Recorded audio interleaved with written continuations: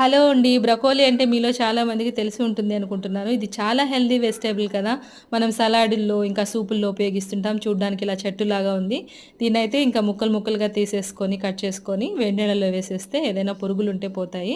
ఒక పాన్ పెట్టుకొని, ఆయిల్ వేసుకొని, ఒక 4 గుడ్లు కొట్టేసేసి, ఇందులో కొంచెం మిరియాల పొడి, ఉప్పు వేసి వేగిన తర్వాత పక్కకు తీసేసి, ఒక అదే ప్యాన్‌లో ఇప్పుడు హోల్ గరం మసాలా, సన్నగా తరిగిన ఉల్లిపాయలు, ఇంకా అల్లం వెల్లుల్లి పేస్టు, టమాటా ముక్కలు, గుప్పెడు పుదీనా, ఇంకా మగ్గడానికి ఉప్పు వేసి, ఇప్పుడు మనం కడిగి పెట్టుకున్న బ్రోకోలీ వేసేసి బాగా కలుపుకొని, ఒక టీ స్పూన్ గరం మసాలా పొడి, హాఫ్ టీ స్పూన్ ధనియాల పొడి, మన రుచికి సరిపడినంతగా కారము, half tea spoon pepper powder అయినా లేదా ఒక 10 మిరియాల గింజలైనా వేసేసి, కారం వసం పోయాక మనం తీసుకున్న రైస్ క్వాంటిటీని బట్టి 1:1:1.5 రేషియోలో వాటర్ వేసుకొని కొంచెం నిమ్మరసం పిండుకొని రైస్ వేసేసి బాగా దగ్గరకు వచ్చిన తర్వాత పైన మనం ముందుగా పెట్టుకున్న ఆమ్లెట్‌ని వేసేసి ఇలా సర్వ్ చేసుకుంటే సూపర్‌గా ఉంటుంది. ప్లీజ్